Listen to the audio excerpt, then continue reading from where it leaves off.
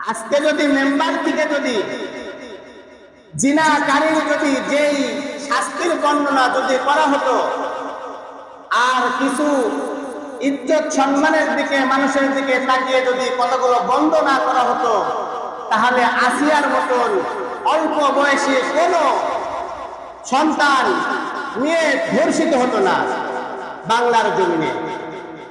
এই ধর্ষণটা অহর হইতেছে যদি বাংলাদেশে প্রতিটা মেম্বার থেকে, প্রতিটা মহল্লা থেকে যদি ধর্ষকের বিরুদ্ধে যদি প্রকাশ্যে যদি শাস্তির বিধান যদি আমরা নিজেরা আল্লাহর বিধানকে যদি মেনে নিতাম, তুলে নিতাম, যদি করতাম, তাহলে ধর্ষকরা ভয় পেত।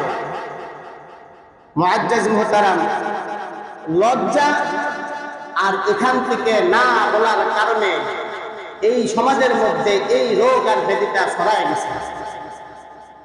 আর একটা বিষয়, ধর্ষক যিনি, আমার মাথায় আসে না যে আমি জানি যে এই ধর্ষক বহু বড় অন্যায় করেছে, আল্লাহর আইন অনুযায়ী তাকে গলা পর্যন্ত মাটির মধ্যে গেড়ে তাকে পাথর দিয়ে তার মাথাকে ছিন্ন বিচ্ছিন্ন করে হত্যা করা আল্লাহর বৈধ। তাহলে গভর্নমেন্টের আইন অথবা আমাদের সমাজের লৌকিকতার দিকে তাকিয়ে তার পিছনে যখন কোনো উকিল দাঁড়ায় যায়, তার সে ধর্ষণ করে নাই এই সাক্ষীটা দেওয়ার জন্য দাঁড়ায় যায়, আমি মনে করি ওই ধর্ষকের পক্ষে যারা কথা বলে ওরা সবচেয়ে সমাজের মধ্যে বড় ধর্ষক, ওরাই সমাজের মধ্যে সবচেয়ে বড় ধর্ষক। না হলে কেন ধর্ষকের পক্ষে তারা উকিল হয়ে তারা ছাপায় গায়? কেন তারা নির্দোষ দোষীকে নির্দোষ বানাইতে চায়? আজকে জুমার আলোচনা থেকে এখান থেকে না বলার কারণে আমাদের এই ক্ষতিটা সমাজেই হচ্ছে, আপনাদের সন্তানের হচ্ছে। যদি একটা ধর্ষক যদি প্রকাশ্যে যদি এখান থেকে যদি বিচার যদি করা হয়, আমি বলতে পারি রোজা থেকে খোদার কসম বাকি ধর্ষকগুলো ধর্ষণ করার পূর্বে একবার চিন্তা করবে যে না, আমার যদি জানতে পারে, কেউ যদি টের পেয়ে যায়, তাহলে অবশ্যই আমার শাস্তিটা এমনই হবে। আপনারা ফেসবুক চালান, ইউটিউব চালান, 4-5 দিন আগের একটা ফেসবুকে দেখলাম, যত সম্ভব আরব আমিরাতের ঘটনা, আল্লাহর বিধান কেমনে পালন করছে দেখেন। ধর্ষণ করেছে, প্রমাণ পেয়েছে, পুরুষটারে তার জামাটা খোলাইছে, একটা মাঠের মধ্যে নিয়ে গিয়েছে। জল্লাদ যিনি বিচারক, তিনি অর্ডার দিয়ে দিয়েছেন, যুবকটা নামাজের সূরাতে বসে আছে, সামনে এবং পিছন থেকে তাকে বড় বড় পাথর মারা হচ্ছে। পাথরের আঘাত ষোলোভাবে দেখাচ্ছে, যেখানে লাগছে রাবারিং করছে, দেখা পাচ্ছে, মাটিতে লুটে পড়ছে। যুবক পাক হওয়ার জন্য, যুবকটা পবিত্র হওয়ার জন্য ওখান থেকে আবার পড়ে গিয়েছে, উঠে আবার উঠছে, আবার তাকে আঘাত করা হচ্ছে, আবার পড়ে যাচ্ছে, আবার উঠছে। অনেকেই যখন বলছে যে মারা গিয়েছে, মারা গিয়েছে, তখন ওই ধর্ষক যুবক সে গ্যাংরায় উঠে বলছে, বুঝাতে চাচ্ছে, আরে আমি মরি নাই ধর্ষক, আমি মরি নাই, আমারে হালাল যদি করতে হয়, আমার যদি পাক বানাইতে হয়, এখনো আমার জান ভিতরে আছে, আমি অপবিত্র, আমাকে আরো আঘাত করতে। যখন আঘাত করলো, যখন নিশ্চিত হলো মারা গিয়েছে, তখন ওই ধর্ষক আল্লাহর কাছে, ইমানদারদের কাছে সে একটা পাক ও পবিত্র যুবক, ও আর ধর্ষণকারী না, ও আর ধর্ষক না। আর একটা ভিডিও দেখলাম, ওপেন রাস্তার উপরে যুবকরে, ধর্ষকরে গুলি করে হত্যা করতেছে, লাশটা ঝোলায় রাখছে ট্রেন দিয়ে, বুঝাইতেছে, ও যুবক, এই সিটিতে যারা বসবাস করো, এই দেশে যারা বসবাস করো, যদি কখনো প্রমাণ পাওয়া যায় তুমি ধর্ষণ করেছো, তাহলে তোমার শাস্তিটা এমন হবে। এই জন্য এখান থেকে কথা হবে। আর আপনাদের মধ্যে যাদের মাইন্ড আছে, সম্মান নামক যেই ক্ষণিকের যে সম্মানের জন্য যেটা নিষেধ করেন, আপনারা করেন না, আমি আপনাদেরকে বলছি, মানে আপনাদের মতো অন্য জায়গায় হয়েছে সেটা বলছেন। এই মুভ মাইন্ডটা আপনারা একেবারে মসজিদে যখন ঢুকবেন ক্লিয়ার করে ফেলবেন, আমি এখানে ঢুকেছি আল্লাহর কথা শোনার জন্য, আমার কোনো মাইন্ড নাই, আমার কোনো সম্মান নাই, এখানে ধনী গরিব সবাই থাকবে সমান। আজকের আলোচনার মধ্যে আল্লাহ সুবহানাহু ওয়া তাআলা শরম আর লজ্জা করেন নাই।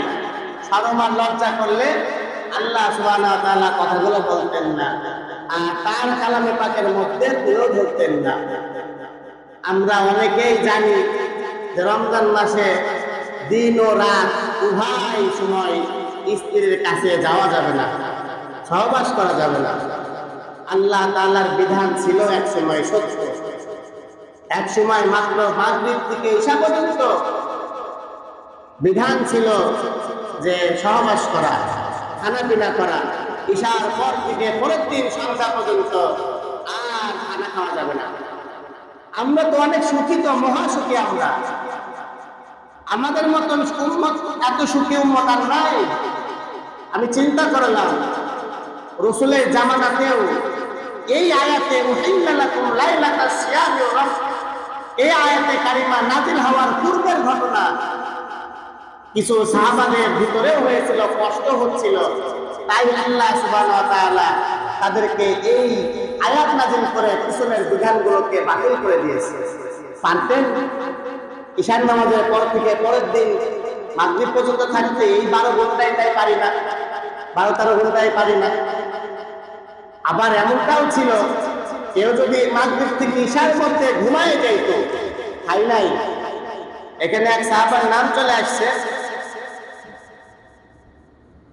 সাহাবার নাম হলো কায়েস রাদিয়াল্লাহু তাআলা আনহু। কৃষি কাজ করতেছে মাঠে, কাজ করে আসার পরে ক্লান্ত অবস্থায় বিবিরে বলতেছে খাবার কিছু আছে? বিবি ভাই নাই, আমি ব্যবস্থা করছি। তার মানে আশপাশে কোনো বাসার থেকে কিছু খাবার এনে দেবে। এসে দেখে কায়েস রাদিয়াল্লাহু তাআলা আনহু ঘুমায় গেছে ক্লান্ত শরীর। তার বিবি আফসোস করে বলতেছে, আগামীকাল সারাদিন এই মানুষটা কিভাবে অনাহারে থাকবে। মাগরিব থেকে ঈশা পর্যন্ত এর মধ্যে খানা খাওয়া, স্ত্রী সহবাস করা যায়, ঈশার পর থেকে যায় ছিল না। এর মধ্যে আবার শর্ত ছিল কেউ যদি মাগরিব আর ঈশার মধ্যে যে ঘুমায় যাইত, ঘুম ভাঙলে খাওয়া তার জন্য হারাম ছিল, হারাম হারাম। আমাদেরকে যদি এমন বিধান দিত আল্লাহ, পারতাম? আল্লাহ কত দয়া করছে আমাদের প্রতি দেখেন। তারপরেও এই আয়াতের মধ্যে যে কথাগুলো বলতেছেন, এই কথাগুলো অনেক বর্তমান যুগের মানুষ মানে বেশি এখলাস খুলুসিয়াত দেখাতে চাই, বেশি এখলাস খুলুসিয়াত দেখাতে যাই। দিনের বেলা খাওয়া নিষেধ, আবার রাতের বেলা স্ত্রীর কাছে যাওয়া নিষেধ, এই মনে করে তারা তাদের স্ত্রীদেরকে কষ্ট দেয়, এইটা নিষিদ্ধ। যারা জানেন না তারা আজকে জেনে নিতে হবে, আর যারা আমরা জানি আলহামদুলিল্লাহ আমল করব ইনশাআল্লাহ। মুআজ্জাজ মুহতারাম, কথাগুলো কেন বললাম জানেন? আজকের আলোচনা এইটাই, এতটুকুই। আমি নিজে কথাগুলো বলার সময় আমার নিজের কাছে একটু লজ্জা লজ্জা অনুভব হয়, আমার কাছে হতো বা হয়, হচ্ছিল।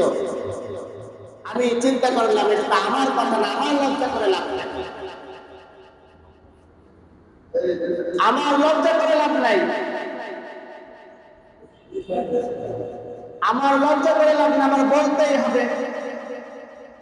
আর এখান থেকে বলা হয় না, জাস্ট আমাদের খালি আমলের তকমা দেওয়া হয়, চাইলে আমল করো, আমল করো।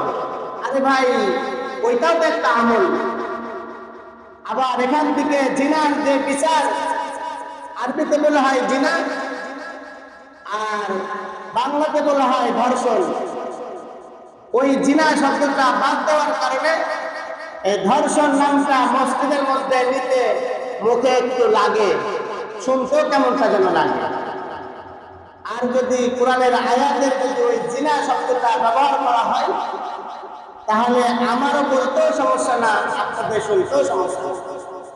এখান থেকে বলা হয় না বিধায় আজকে দেশের মধ্যে, আজকের সকালের একটা নিউজ, 7 বছরের এক বাচ্চাকে ধর্ষণ করেছে এক যুবক।